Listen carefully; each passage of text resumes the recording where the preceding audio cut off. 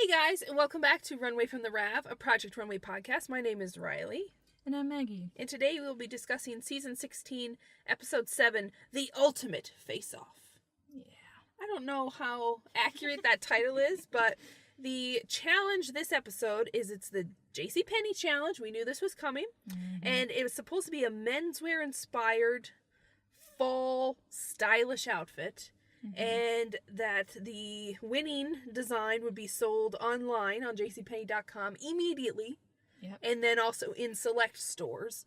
So, and then they had to use fabric that JCPenney provided, inspired by some JCPenney menswear looks. Mm-hmm. And then it also turned out that it was going to be a team challenge, teams of 2. The famous button bag came out.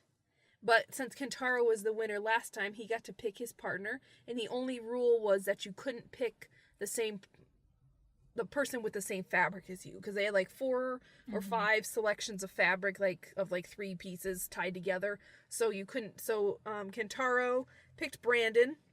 Which, yeah, I guess, just keep going. I'll say my thought at the end. Or Okay. After you're they are brothers. Explaining it. Yeah.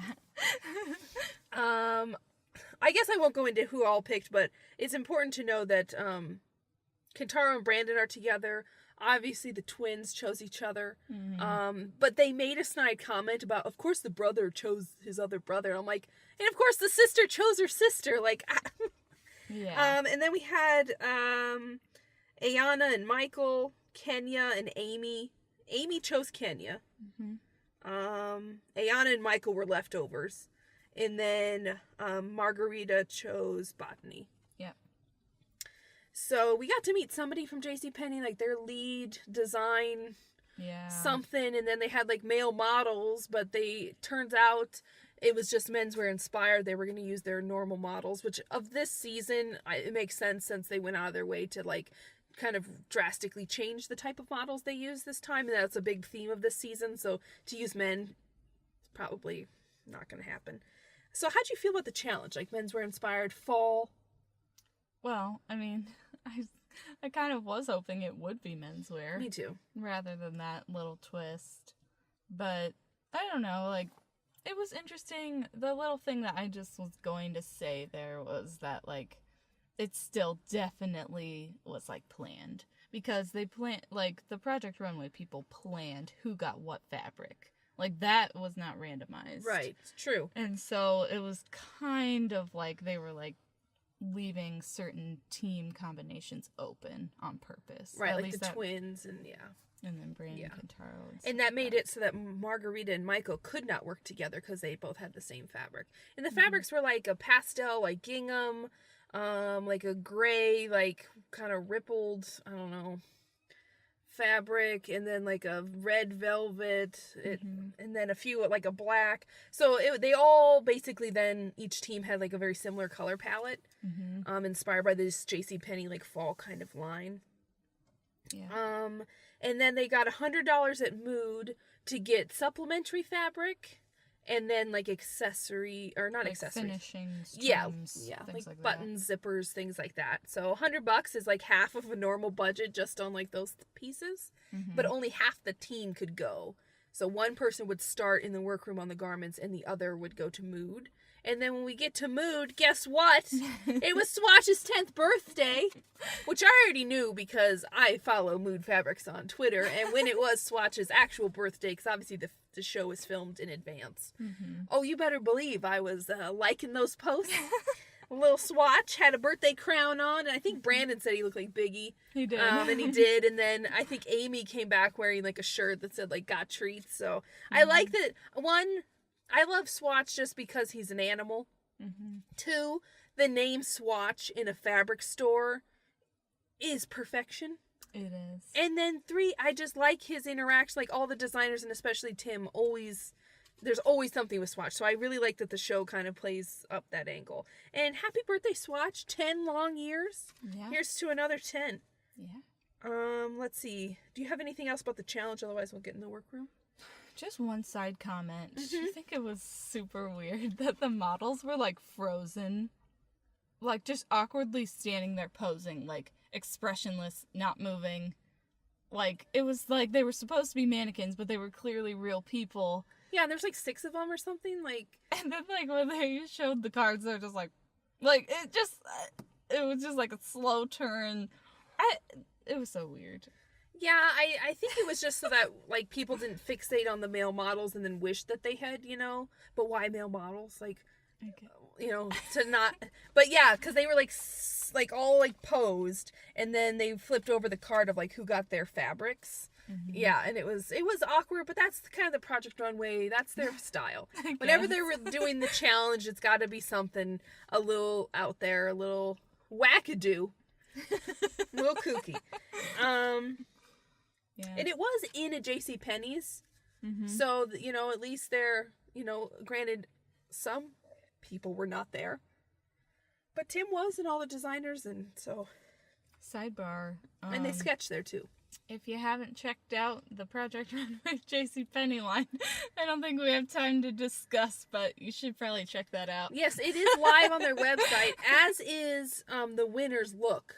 I checked this morning. It is there. Obviously, because it's, you know, they have to kind of make a bunch of them, and for different sizes. It is altered somewhat, just as Michael's nightgown piece was for the Heidi Klum collection. So, yes, I'm thinking, you know, maybe we have a supplementary time at some point where we go over it, or maybe, I don't know, we like live tweet at a Penny's. But it's a lot of crushed velvet. It's a lot of weird puffs and laced Lots up. Of, laced up, tied up, weirdness.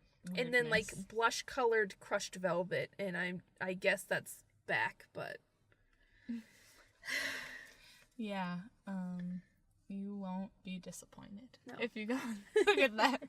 And it's all on sale because that's JCPenney's. They tried not having sales, business boomed, or like bombed, I should say, and then they went right back to sales. So it's all on sale already. Yeah. All right, so they sketched at JCPenney's, and then in the workroom, we have a couple moments. We had, because of the team aspect, in that they had to make 2 cohesive looks using the fabrics, and they each had different sets of fabrics. So I think they had like 6 total, and then whatever they bought for supplementary. So we had Botany was struggling a bit because this was a menswear challenge, and we know Brandon works in menswear, and then obviously Kentaro and Michael could wear menswear more often than the ladies do. So they might have a slight natural advantage there. But Botany was really struggling. I don't think she's worked with menswear much, and she was partnered with Margarita, so Margarita was helping her. But I don't think she's worked with menswear much either, so it was a little blind leading the blind, but Margarita was clearly getting stressed by, I'm trying to make a dress, but I'm having to help Botany do a collar, do a this, do a button, do a sleeve. So some of the teamness, this is Project Runway classic team drama, but that was one team that was not struggling so much, but just like we saw that little bit of drama, and they were getting along and working well together. It wasn't anything like that. It was just Margarita being like, how am I supposed to finish my look? I was in the bottom. I need to redeem myself. And then Botany, I feel like we don't hear anything from her. Like, even in the, like, she just was like, I'm glad to work with Margarita so I can, like, you know, rely on her help of, like, knowing menswear, which I don't know if that's true or not. But, like, and they seem to get along, but, like, we don't hear much from her. I wish we did. Well, she did say today that she's definitely more relaxed and laid back because she was, like, comparing herself to Margarita. Yeah. Where she was saying Margarita's more outspoken and just louder. Yeah. She's not. So maybe she doesn't want to be on camera. But it is weird, like, yeah, we hardly see her. Yeah, well, and I feel like earlier in the season, like, was it season 2 or 3 where she made the butterfly thing? I felt like we heard quite a bit from her there. But now that we're whittling down the designers, I feel like some are still... And it's fine to be a quiet person. I'm sitting in a car with one of them right now. But I feel like... but I feel like when they do catered interviews, they must have footage of her. They're just not using it, or maybe it's not interesting. I don't know, but so we saw a little of that. And then we had the Claire and Sean drama, where last episode Claire had to help Sean quite a bit.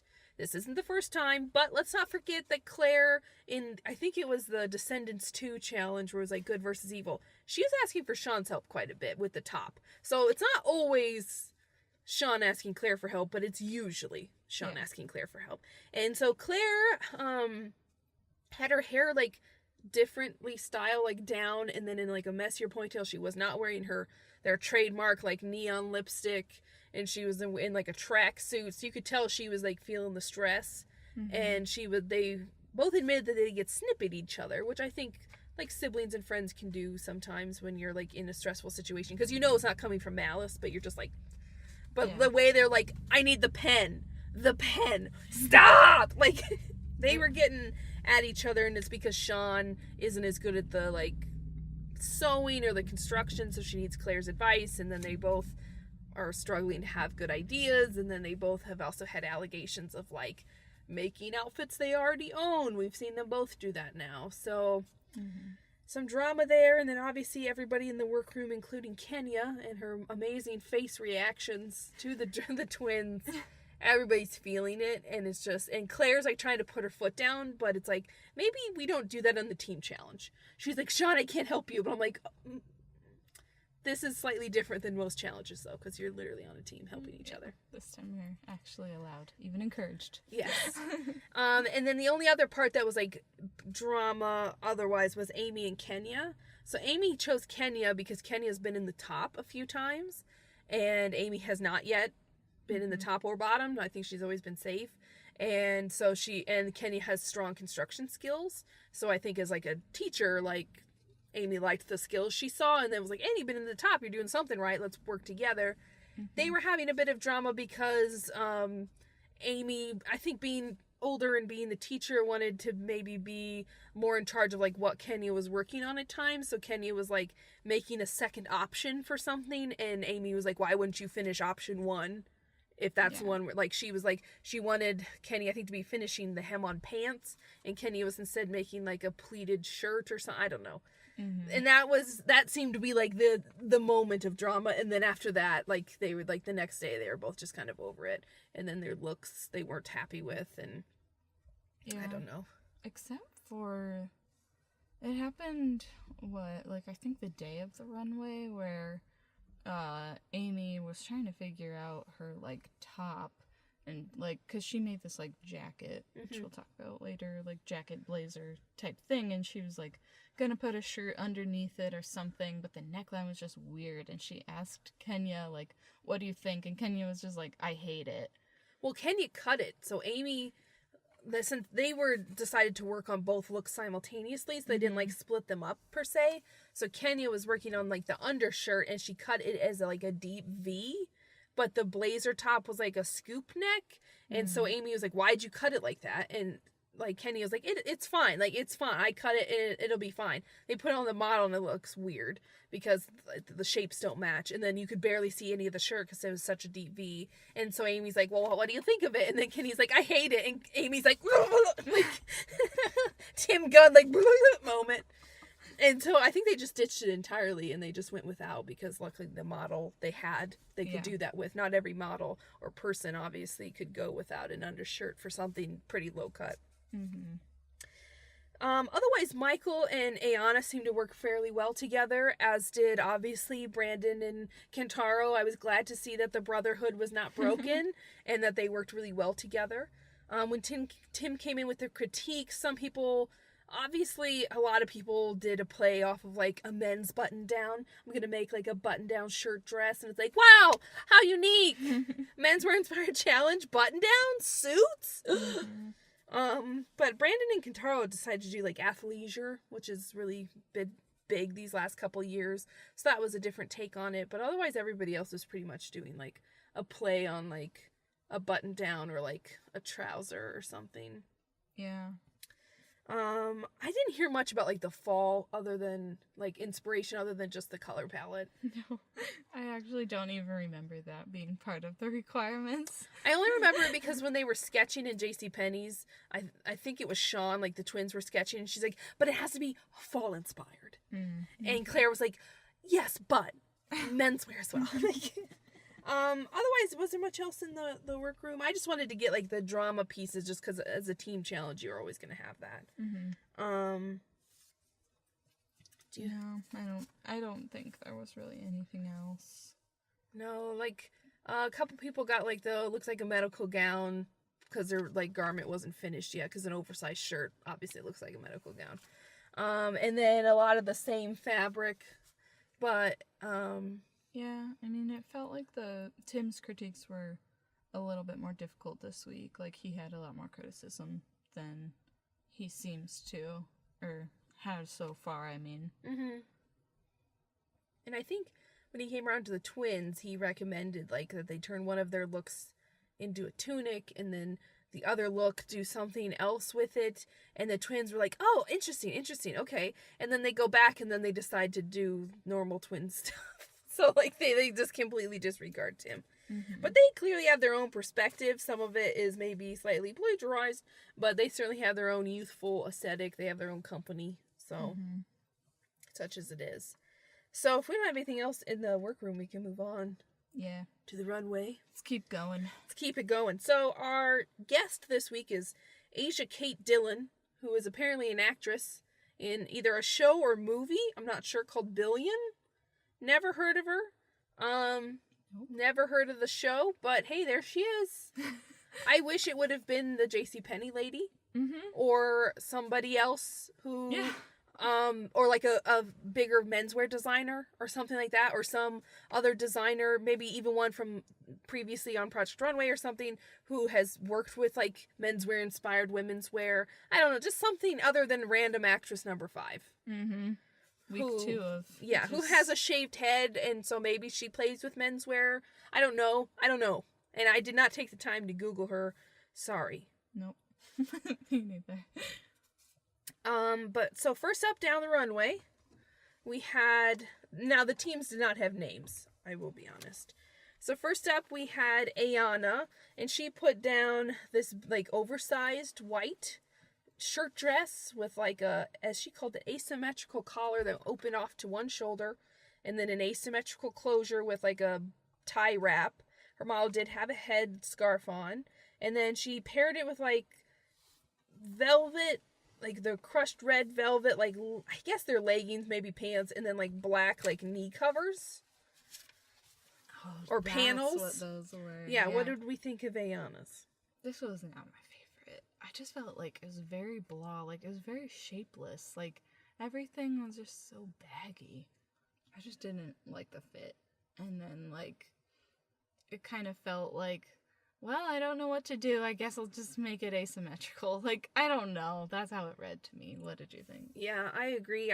Like I just said, a shirt dress is not unique. I don't even consider it to be particularly menswear inspired at this point. And then I didn't fully understand the asymmetrical part.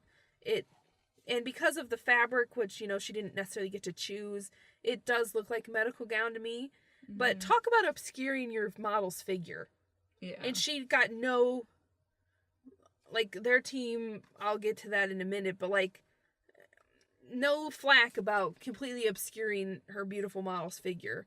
And then the styling, I don't know, with, like, a big bag that, I don't know.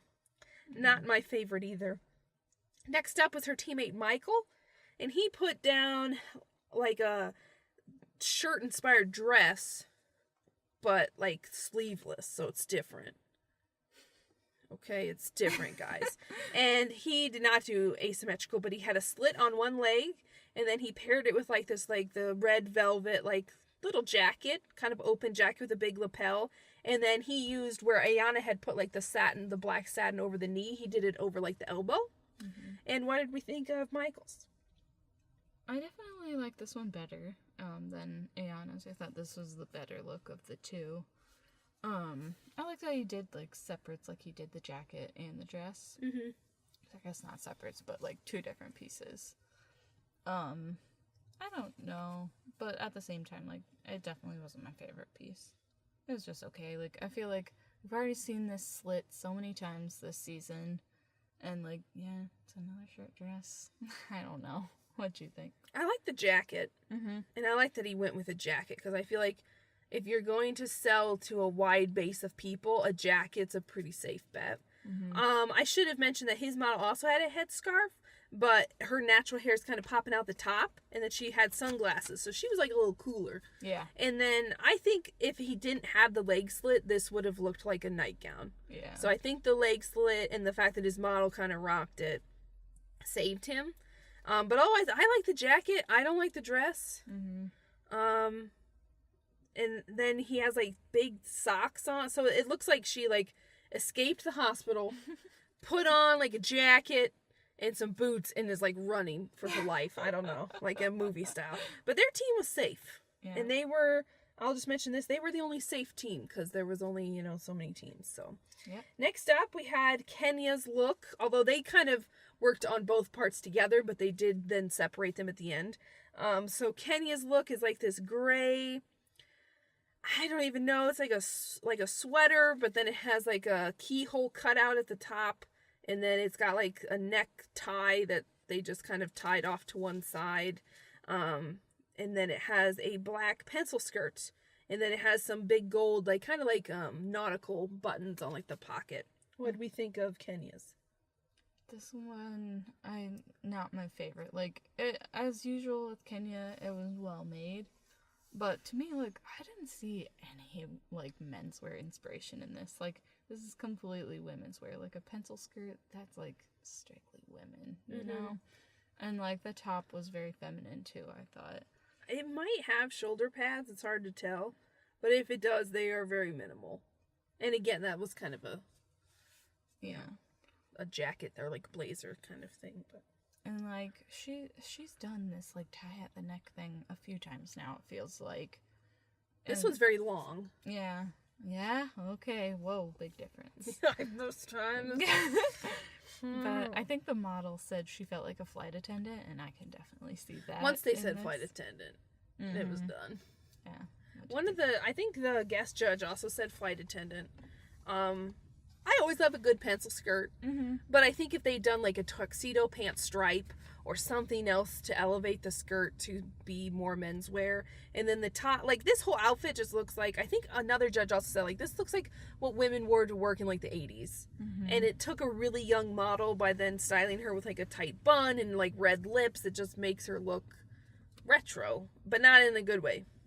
Yeah. Next up we had Amy.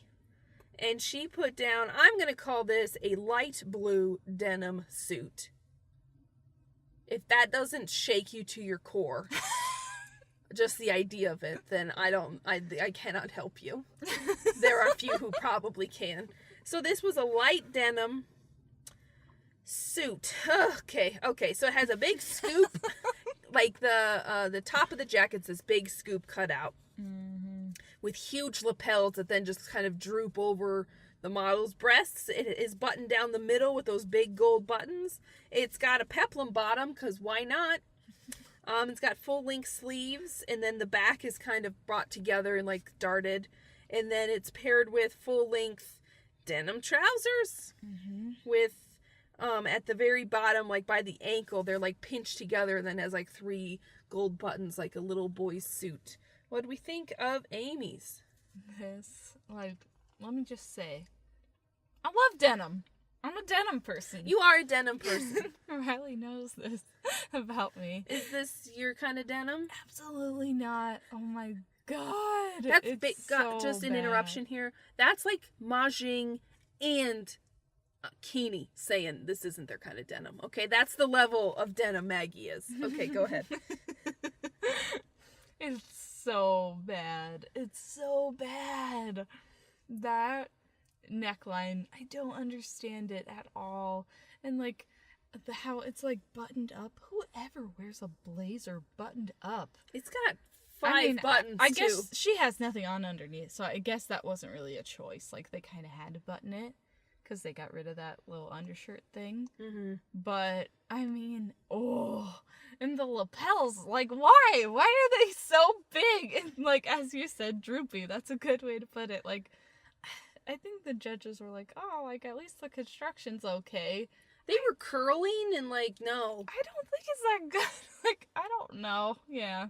I could go on and on, but I'll stop. You go ahead. to me, this looks like a combination between, like, a leisure suit of, like, the 70s, like, kind of, like, that big opening's, like, the perfect spot for, like, a medallion and you're gonna go to the disco, mixed with, like, a little kid's sailor suit. Knowing that they were originally going to have, like, a little black shirt underneath this does not save it either. Like, that would not have made this any better. No. It still would have the droopy lapel. Like, the jacket itself from the back, I don't hate. But I don't like the idea of a denim blazer. That doesn't... No. With 5 buttons, big gold buttons. I think this would have worked better if she'd had black pants or a different textile pant, but it just being this full, like, suit-on-suit, it feels costumey to me.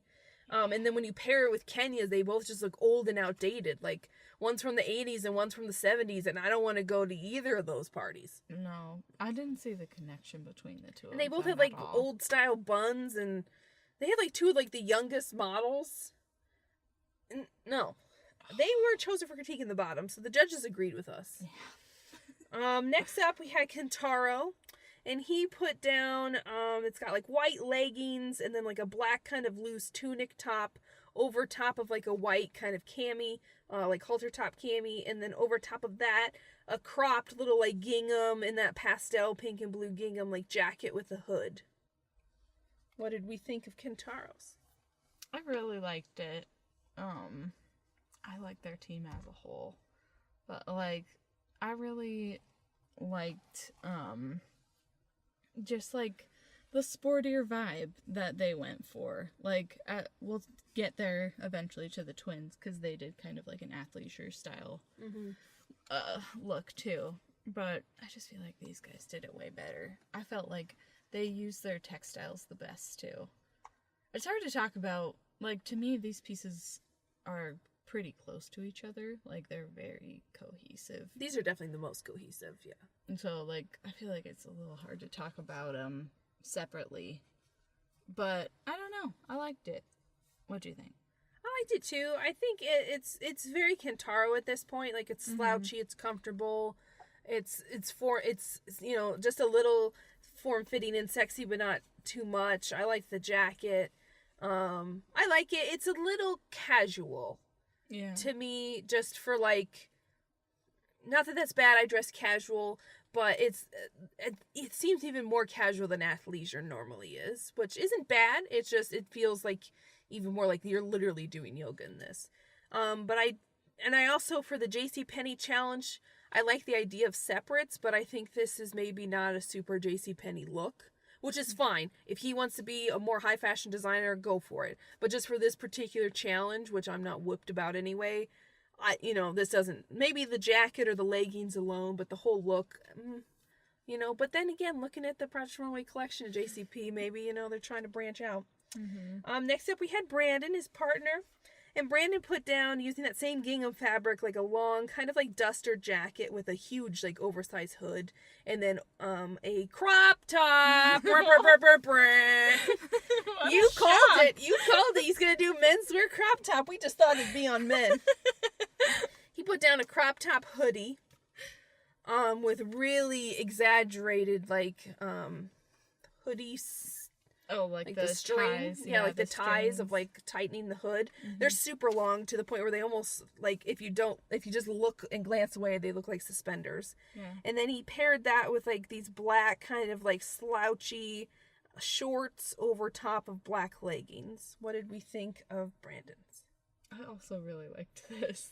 Like, I feel like this might be the first thing of Brandon's that I actually, like, genuinely liked. Mm-hmm. Like, I liked everything about it.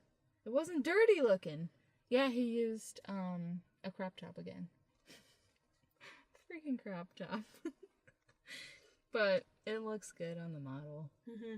And, like, I feel like believe it or not, women and men can play sports. Oh my god. And do, like, I certainly wouldn't pay them the same. No. That's too far.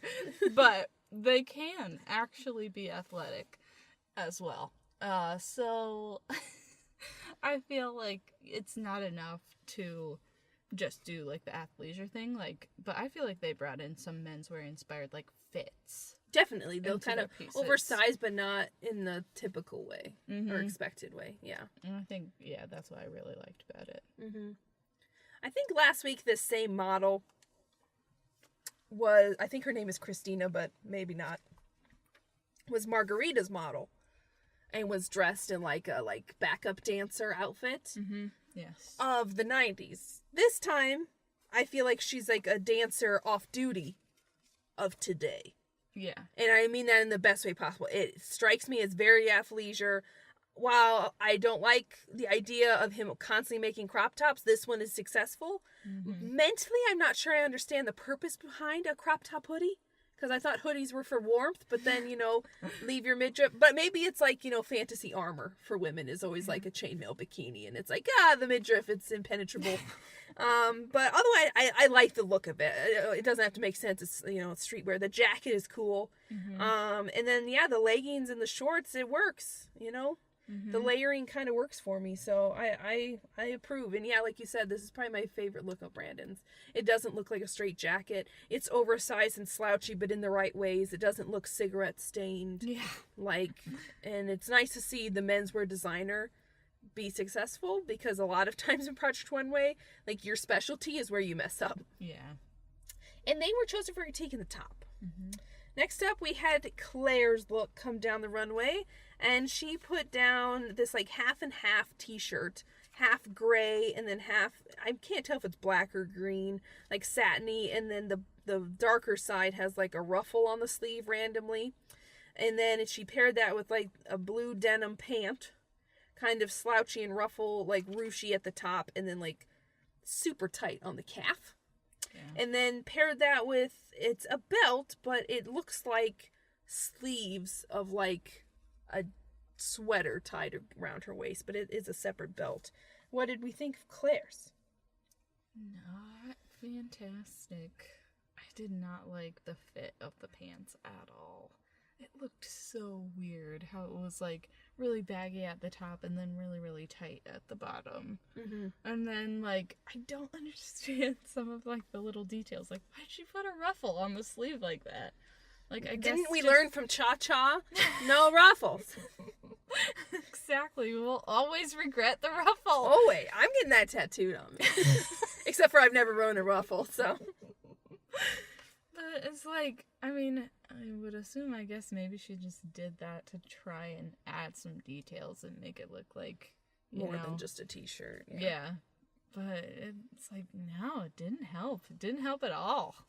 And then, I think Nina was the one that was it just looks like sleeves, the thing around the waist. And it does. It does with those fabrics.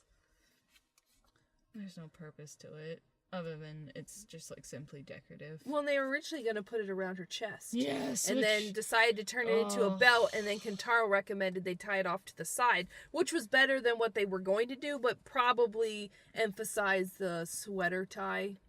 But I don't blame Kentaro for that. This was a bad idea from the twins. But, oh my god, I forgot about that. Can you imagine if she would have put that over the chest? It was gonna be a weird little bralette looking thing. Yeah, but the ends were look like sleeves because they've got cuffs. Oh, yeah, it would have been bad either way. I don't want to pigeonhole this model because she's a pretty model, but last week she looked like 101 Dalmatians a bit, and then this week, at least on TV and in the version I'm looking at, it looks like she's wearing half black and half white. I'm just still getting cartoon 101 Dalmatians, Cruella de Vil vibes from this. I like her ponytail oddly as it cuts the shirt in half from the back. I actually don't hate this outfit from the back except for the ruffle. Always say no to the ruffle. The pants also don't look as weird from the back. From the front, like you said, it's so weird that I wish she would have just cut them at the knee or left them loose down. It's so weird. And then a t-shirt in this, the dichotomy of that being, literally cut down the middle. Who's going to buy that at JCPenney? This isn't H&M or is some other trendy kind of, store. This is JC freaking Penny. If we've got one, it ain't trendy. Okay? I'm going to tell you that right now, folks. And then, the belt I will never understand. Next up, we had Sean. She had Lyris, and this is, I think, the first week where even Lyris couldn't pull off the look they put her down. And she has rocked some misfortunate looks. We love Lyris, but this was not an easy one for her. So she had like a sweater dress instead of Tim's tunic idea. They went with a sweater dress, but it's like turned inside out, ruched on one hip with like a green or maybe black satin like tie. And then there's also a tie at one shoulder, and then it's kind of asymmetrical at the bottom and very ruched, but a full sleeve, but it's like a short dress. And then it's paired with like thigh-high boots. What did we think of this? Not great. Like, I feel like this is what I was trying to get at before with, like, to me this feels like another kind of athleisure piece because it's, you know, it's a sweatshirt. Yeah. But this is very feminine. Like, it doesn't seem inspired by menswear at all to me. Mm-mm. Like, I guess maybe a bigger sweatshirt is menswearish. But it's not oversized on her other than being longer. It's pretty tight to her body. Yeah. And then, like, yeah, even in the critique, she was like, yeah, I want to do this, like, bodycon dress. And that is essentially what she did. Yeah, as much as you can with, like, sweatshirt fabric. Mm-hmm. And then, yeah, I don't understand the ruching. Like, I guess it gives it a little bit more to the design. Mm-hmm. But it's just, I think my favorite thing about this look was I liked seeing Lyris's hair big like that. Because mostly it's just been, like, slicked back. Yeah, or, like, in an updo. So it was nice to have. I'm not sure if it's her natural hair or a wig that looks natural or what, but it looks good. Her styling is good. Lyris, pretty lady. And they put, like, gold eyeshadow and a berry lip. That's very fall. But, yeah, the dress is not anything to talk about. And I really don't understand the gigantic ties. I think it is green. Yeah, I think so, too. It just, I don't understand it. I don't hate the ruching, but I don't understand why it's ruched with, like, a visible giant green ribbon. And then pairing this with those really heavy boots just brings this down. I think it would have been way better if they just paired it with, like, some heels or, like, a cool, like, wedge or something. But, like, no. They were chosen for critique in the bottom. And then our last team, we had Botany come down, and she did that red velvet, and she made, like, a little, it's a little dress, and at the top it's got, like, 4 buttons, and then, like, a V-neck, so it kind of looks like a blazer or, like, a jacket that became a dress with a full sleeve and kind of, not like a statement shoulder, but, like, a slightly squared off shoulder, and then it's kind of like a skater skirt, but it's all one look. How do we feel about this? I really liked it when it first came out. Like, I thought it walked well, and, like, it was cute, and, like, I mean, I don't know. To me, this one, it got the job done. Like, you could see the menswear inspiration in it. This is a cute dress, pretty well made. Like, it was fine, but to me, like, not anything to write home about. It was just alright. It didn't, like, wow me or anything. What do you think? Same. I think it doesn't seem like enough to be, like, a look on its own. Like, I like it. I'm glad it was part of a team look. I think if this was just something that she sent down just by itself, it would not have done as well. I think I would like this as a trench coat. Yeah. I don't think I would like it as a dress. A velvet dress just seems kind of odd to me, like heavy. But it looks like if you just kind of glance and look away, which obviously I had to do a lot this episode, it looks like a cute little trench coat in like kind of a fun fall color. And then we had Margarita, and she put down, again, shirt dress. This one's very asymmetrical, though. So it has, like, buttons going down the front at an asymmetrical line. It has a lot of very interesting, like, ruching and, like, gathering and darting. And then it has an asymmetrical kind of skirt to it. And then the back, it has, like, a slit down it. So it's kind of like a gaping back, but just a little bit. Not too much. What did we think of Margaritas? This one, like, I honestly didn't have, like, a super strong reaction to it. Like, when it came down the runway. The fabric has, like, a real small kind of, like, almost polka dot, like, black pattern over white. It's hard to tell in this picture, but I think it might be, like, checked, too. Like, it might be a black and white. I think it's, like, a little, like, black pattern. Yeah, it's not big. It's a very small print. But, I don't know. I mean, it looks nice, and I don't know. It was nice, but, like, this was another one, like, the judges were, like, completely taken with this. But I just didn't feel that strongly about it. I'm just like, it's fine. I mean, compared to Botany's, I liked it. Yeah. And I thought the two of them went well together. Like, I could see if the red one was a trench coat that you'd wear it over that other dress and it would look really cool. I liked it. I like you said, I didn't have any real strong... It still felt a little, just because of the fabric, it felt still a little, like, hospital gowny. And then just the idea of, like, it's a play on menswear, get it? It's a button-down shirt. Yeah. Okay. Like, so, but yeah, the judges loved it, and their team was chosen for critique in the top. So, like I said, Ayana and Michael were safe, and they were the only safe team. And then on the top, we had Kentaro and Brandon, and Botany and Margarita. And on the bottom, we had Kenya and Amy, and Claire and Sean. So, it turns out that Margarita and Botany were the winning team, and Margarita was the winning look, or designer, and so that white shirt dress was her look. Did you agree with that winner? No. I mean, I don't know, I guess, whatever. Like, I feel like it's probably going to be the best-selling look at JCPenney. Easiest to sell. Yeah. Yeah, that's what I mean by best. But I don't know. I liked Kentaro and Brandon's much, much better. And I thought their collection of two pieces was more cohesive than anybody's. I felt like they used the fabric better than anybody. Their look was just like, it was just very interesting. And it was well made. It was cool. It was just cool. Yeah. Well, and I felt like that color palette that they used with, like, the gingham and then mixing that with black and white felt very fresh and now, whereas using, like, the like, dark red, like basically like a maroon or like oxblood red, and then white with like a little fine black detail. It just it's not as, I don't know, doesn't seem as elevated. So I think maybe that's why the teams that used that color more, or like the green satin, no. I think this time I would have given it to Brandon. I liked his look the best this week. I also like Kentaro's, but I actually liked the feel of Brandon's, and I think his model really felt comfortable in it and rocked that one. But I can't see crop top hoodies necessarily being a big JCPenney seller, or for multiple body types. I sure as hell wouldn't wear a crop top hoodie, or certainly not alone. No. The jacket is cool, but with that like kind of pastel gingham, you're gonna limit your audience again. Leggings isn't super unique in term, like if you're just looking at the separates, and then JCPenney's gonna have to make separates, and people might not combine them into this outfit. So I think for JCPenney's purposes, either Botany's or Margarita's made more sense. I'm fine with it being Margarita's. It's not my favorite, but yeah. I would rather it be that one than I think Botany's. Unless you could turn it into a trench coat, in which case I'm pissed they didn't do that. Yeah, I agree with that.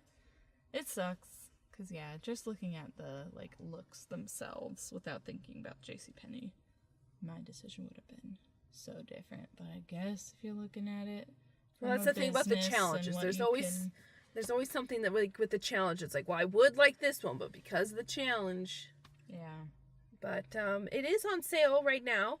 I think it's $39.99 on sale. It's like 40% off or something. Did you look at it? Is it pretty close? It fabric-wise, yes, obviously, because it's JCPenney's fabric. It does have asymmetrical buttons, but the skirt is all one length. It does not have the asymmetrical skirt, which is the cool part.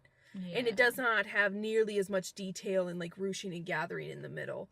And I didn't look at the back of it. I don't know if it still has the slit in the back. I'm assuming it does, but they've got to make some alterations just so that it can fit multiple bodies, and then like not everybody's gonna want a asymmetrical skirt. But it's just like if you're gonna have a designer make a custom design piece, I would try to embrace that as much as possible. But you know, Heidi Klum, they changed Michael's look a bit as well, just because that way they can mass produce.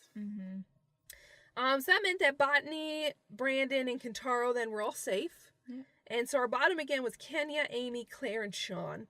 And it was decided that Kenya and Amy, while they really did not do well and the judges like kind of reamed them for it, they were safe. So it was between Claire and Sean. And I should mention this. Like always, they make you on a team challenge say like So for the winners, like who should win? And but Taro and Brandon refused to answer.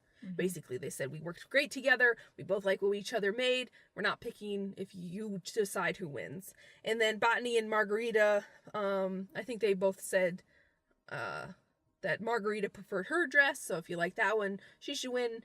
Botany liked her dress. If you pick that one, she should win. But they didn't like throw each other on the bus. And then for the losing teams, Kenya and Amy said that it should be her. And then Kenya basically refused to answer and just kept saying, well, I deserve to be here. She refused, but in like the worst way possible, kind of. Because she didn't want to say Amy. Because that's what the show wants you to do, to create that drama. And producers love that stuff. That, you know, they're like, oh, say Amy. But Kenya didn't want to, even though obviously she wants to stay. So she's just like, well, I deserve to be here. Which then makes it sound like Amy doesn't. But she just refused to say Amy's name. And they went back and forth multiple times. And Amy was like, they're going to make you say it. Just say it. And like, Kenya's just like, no, I want to be here, but, you know, I'm not saying that either. So it was awkward, but yeah, they ended up both being safe anyway. And then for Claire and Sean said, Claire is better at the construction. I should go home. And Claire refused to answer. And said, like, I won't pick that. It's up to you guys. But I think Sean answered that way because I think they both assumed they'd both say each other, you know, so. Yeah. But anyway, they were in the bottom and the judges go, you know, it's really hard to tell because when Sean's been in the top, Claire's been in the bottom. And when Claire's been in the top, Sean's been in the bottom. So they're like, we don't know who's making what for these looks. You know, obviously they had one they preferred over the other. But they're like, but we don't know who's responsible for what. So in classic Runway, Project Runway fashion, they're like, you're going to have a 1 hour head-to-head challenge. And that will begin right now, but unfortunately on the episode it didn't. It was to be continued, which has never happened. Normally they adjust the episode length to fit in the 1 hour challenge, but obviously twin against twin is going to be different, so they're going to have 1 hour to create something. I'm sure we'll get more details next episode. But so no one technically went home this week, but we know it'll be one or more of the twins. Yeah. I do have to say, I know the twins have not been popular this season. I know they annoy myself and a lot of other people at times. But as somebody with a sibling, granted he is a brother, we have an age gap, and we are not twins. I cannot imagine directly head-to-head competing with him if I knew he had a big desire to, like, have success in it. Like, it's one thing to, you know, sibling rivalry, that's a thing. But I can't imagine going head-to-head if I didn't care as much. And I'm getting from this that Sean doesn't care quite as much as Claire. So it'll be interesting to see next time if Sean takes herself right out, or if they actually make things, or what, or if Claire's like, I'll eat, you know. But granted, I'm also not a competitive person, but if it was me and my brother, and we're not, I've never had a sister, I don't know. I can only imagine you'd be even closer. I'll ask you in a second, because I know you have a sister. And we're also 5 years apart. But, like, I'm fairly close with him. But if I was doing something that I knew was his passion, and I just was kind of interested, I would leave. Yeah, totally. So I don't know enough about the twins to know that, but I feel like that's what Sean was trying to do. And then I think the producers have had this moment in mind since the twins, like, auditioned for the show. They're like, we're going to pit these two together. At some point, damn it, we're going to pit them together. And this is their moment. And I know they frustrate a lot of people and they annoy a lot of people. And they have annoyed me too, but they are siblings, they're twins. Like, that would be so impossibly hard to actively compete and one of you is done. And knowing that they have a company together, I think it's called Shock and Awe. They have like a design company. So if either one of them actually wins, the money's going to go to the same company. So knowing that, like, okay, I leave, I'm not going to win, but if that $100,000 and all that stuff, obviously I think they do everything together. So, like, you're going to both go to Japan, you're both going to drive the Lexus. Yeah. You know, but to not put your, like, sibling through that stress. But you have a sister.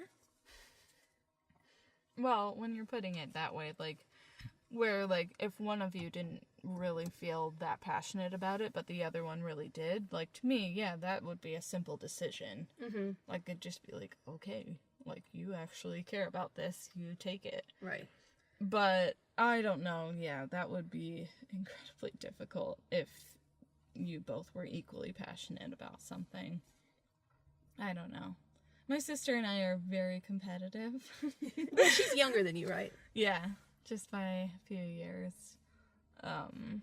Wow. A few. 6 years. 6 years. So that's a bigger gap than my brother and I are 5 years apart, but he's older. So if you both equally wanted it, you think you'd fully compete? I don't know. See, and I don't know because I'm not a super competitive person. So if I had even the inkling that my brother cared about it more, I would take myself out. I don't think he would. I don't think he listens to this podcast either. Sorry, bro. But, but it's hard to say, yeah, if you're competitive with your sibling. And maybe you would. I don't know. I've never had a sister. I don't know. Maybe I would have been more competitive my whole life because you're the same gender or whatever. And for them, they're twins. So they're even the same age. So there's no like, oh, I would let my younger sibling, or whatever. So it'll be interesting to see next time. I don't like this like, ooh, wait for the drama. Yeah. I don't like how much the twins have been amped up, but I really feel for them in this instance because I think that's an unfair kind of shitty thing for the show to do, to be like, oh, siblings, let's... Well, yeah, and that's what I mean too by like they determined who got what fabric, and then like the button bag is a bag of crap. Yeah, I feel lied to. I used to believe in the button bag, not anymore. Yeah. This is just all, it's so orchestrated that I don't even care about the drama. I just hope that it was very intentional. As twins, they can rise above. Because, like, even if, like, say Kentaro and Brandon hadn't ended up together, like, who honestly would pick one of the twins as their partner? Well, we saw in the episode when the models were picking, like, no one really wanted the twins. Claire was left till the very end. And the models hardly see them. Yeah. Like, the designers are with them constantly. Yeah. I just feel like I don't know. Unless they were forced to pick one of the twins, they wouldn't. Right. So, like, if, say, they did have the same fabric, like, that would have been the only way. I feel like you would always pick someone else other than the twin. Even if it came down to the last two, it'd just be like, nope. Yeah. Well, and especially I feel like people would definitely feel that way about Sean in particular because she's always asking Claire for help. So you wouldn't want to pick Claire because Claire isn't going to be fully dedicated because she'll be helping Sean regardless of if Sean's on another team or not. Mm-hmm. So it'll be interesting to see what they do. I'm guessing it will just be a single elimination because I doubt that they can handle losing the drama of only one twin having a whole episode to talk about how the other twin isn't there anymore. So I don't perceive this being a double elim. Yeah. They did, although Heidi did mention the Tim Gunn save quite heavily. So there's a chance they'll be like, okay, if you refuse to compete, we'll eliminate both of you and then Tim will save one of them. Yeah. I could see that. But either way, there's going to be one twin alone next episode. One way or the other, I'm guessing. Mm-hmm. And we're going to hear about where the other twin is. If they do the head-to-head challenge, place your bets. Who do you think will win, Claire or Sean? I don't know. Like, I would rather Claire win. Because, yeah, like, she does seem like she cares more about it. Mm-hmm. But, geez, I don't know. Because I feel like probably in the grand scheme of everything, like, I probably have liked more of Sean's looks than Claire's, but I don't know. Yeah, well, I feel similar to the judges. It's hard to tell. Like, I know who puts what look down the runway, but how much of the one dress of Sean's I really liked, the evil one, was hers, and how much of it was Claire's. It's hard, I don't know. Yeah. I think it would be Claire if it was just a straight up competition. But it would be funny if it was Sean. In the next episode, she's running around looking for help. Mm-hmm. Okay, I have a few quotes of the week, and then we'll get to the next week preview. Obviously, this one head-to-head challenge will be part of it. But so I've got a few quotes. The first one is about the twins. Actually, most of them were the twins this week. So the first one is Claire talking to Sean. Don't think about Lyris. Don't think about how she's a different size than you are. Think about how you would want to wear it. That's how she's going to want to wear it. Because this is the second time now, or maybe even the third, that Sean has struggled with having, as she says, quote-unquote, curvy girls or plus-size models. And she really struggles and then attempts to, like, just swath them in fabric. Mm-hmm. And we know at least Lyris does not want to be dressed that way. And I really like that Claire, having the same background, literally the same, they are twins, and very similar personalities in some ways, like had that foresight to be like, just because she's a bigger size than you doesn't mean she doesn't want to feel sexy or show off some skin or show different parts of her body. And particularly for Lyris, we know she loves her body and is very confident. But it's just, I really like that. Like, think about how you want to wear it and then just make it a size bigger. You know, like, so I like that. And then we had Tim. I believe he was talking to Brandon and Kentaro, but I'm not 100% in their critiques. And he said, I'm an old fart. And I love it. I love Tim. Because he was like trying to give them advice, but he's like, but you know, if that's not, you know, relevant here, or that's a little out of date, you know, I'm an old fart. And I like when people like Tim are in a position of power, or a position of knowledge, I should say, and experience, but they can admit that there's certain things that they're not an expert on anymore. Because I feel like people who are older don't always do that. That they will drive something into the ground burning just because that's how it's always been done. Yeah. So I really like where you can joke with yourself that you're a little older and that you might be out of touch on some things. You know, so his experience is not worthless. Tim Gunn is a saint and has a lot of good feedback. But I liked that in occasion he can be like, you know, you don't have to listen. You know, and they didn't, and they were successful. Next up we had Sean, and at some point she said, I am fortunate to have Lyris. And that was near the end when her look was not looking very good. But Lyris has rocked a couple looks that were not strong, and I think made them either become safe looks or better looks. So I like that Sean kind of turned around on that and was like, I'm for it. And it sounded sincere. Maybe it wasn't, but it sounded sincere. Next up, we had Zach talking about Kenya and Amy's looks. Taste-wise, it's from another planet. It's wackadoo. Yes. And I think he was talking about the blue suit. Yes. Yeah, it's wackadoo. That wouldn't have looked good even when people were wearing denim suits. It was so bizarre. Because I happen to know for a fact that my godfather in the 70s wore a denim suit because it's like a family joke. I will now imagine it as this suit, which is not doing him any favors, but hilarious. Wackadoo, I agree. And then my last quote this week is from Claire again. And this was at the very end. And this is what made me want to have that little diatribe on siblingness. I'm now in a position where my success is my sister's failure. And that's, Claire, I know the twins annoy people, but she is sometimes so poignant. And it comes from being well-spoken and being, you know, critically thinking about what she says. And she has a personality trait of, like, nothing's her fault. But, like, that's such a poignant quote. And that's why I'm like, when you think of it that way, how could they compete against each other? Because they're twins. They're best friends. They're with each other all the time. They're business partners. They're been together since birth. And then it's like, are you going to attempt to do what? To be on you know? So we'll see what happens next week. I don't know. But I feel for them a little bit. Yeah. For sure.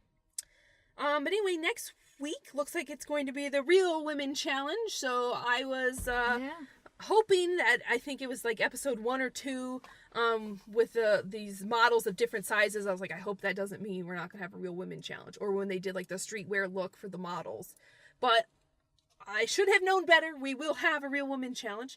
This time, though, it's the the families of the crew members, which we've seen a little this year with, like, some behind-the-scenes shots of, like, the producers and, like, the editors and stuff there. So we're going to get their family members, which is cool, because then there's no, like, necessary family ties of the designers. And then we also got a little bit of drama that we saw teased in episode 1 of Michael leaving the stage. It's hard to say what's going on, but we hear Margarita say, I was not raised to throw people under the bus. And then we see Michael charge off. So it's hard to say, is she talking about Michael? Because they've been friends. We have already seen her throw her model under the bus last episode, or an episode or 2 ago, about the look that they were both happy with. And the second she got bad feedback was like, oh, right under the bus. Or if Margarita is saying that about somebody else and Michael is so upset about it or didn't want to bring it up. And then he leaves. It's hard to say. We will have to wait until next time. But it looks like between the twin head-to-head challenge and this big drama tease in episode 1, the only other part it's missing is, like, Tim being like, I have to bring this up about cheating or something. And that may have already happened with the twins. I don't know. But it will be an interesting episode next week for sure. Yeah. Most likely drama-filled, which is sometimes entertaining to watch, but not really why we're here. But we'll talk about it. That's our job. But otherwise, do you have anything else about this episode? Yes, you just reminded me when you were talking about Michael. There was one moment in the workroom that I found hilarious, but also, like, sad and relatable. Claire was sewing. It was just Claire Oh, and... God, how did I forget this? It was just Claire and Michael in the brothers' sewing room. And Claire's, like, talking to Michael about, like, some of the struggles that she's been feeling, like, some of the stress she's been having. And she's just, like, going on and on. She's like, you know... And meanwhile, Michael is just like, nope, getting out of here. And he just gets up without a word and just leaves in the middle of her story. But she doesn't even notice. She's sewing. And then, like, she finishes and she's just like, you know? And she looks over and she's like, oh my God, he left. Like, oh, I'm one of those people. yeah, that's what she said. Oh my gosh. Well, we could really see, like, Claire unraveling this week. Like, she, like, her hair, her makeup, her, like, personal style was all out the window for, like, actually in the workroom. And I think that was just, like, another, like, trying to kind of have, like, an open heart conversation. And Michael's just, like, not having it. No. And we haven't seen them bond anyway, but I think she just wanted to commiserate. And he just, like, straight up left, which was... Quite rude. But... Quite rude, but I get they all just hate the twins so much that I guess they justify it to themselves that if they're rude people too, it's okay because they were rude first, but whatever. It's a competition. It is a competition. But yeah, poor Claire. I'm one of those people. Yes. But she has a twin who's always around her, so she's probably not used to being alone. Mm-hmm. But wanted some distance this time and wanted some space away from Sean, so... How did I forget that moment? That was a cringe, awkward moment. But... I have experienced moments like that for sure. What if I just got out of the car right now? Fine. Walk back to work. True. All right. Do you have anything else to say about this week? No. All right. Well, I think that's it. Looks like an exciting week next week. And otherwise, I think that's it. So we'll see you guys next week.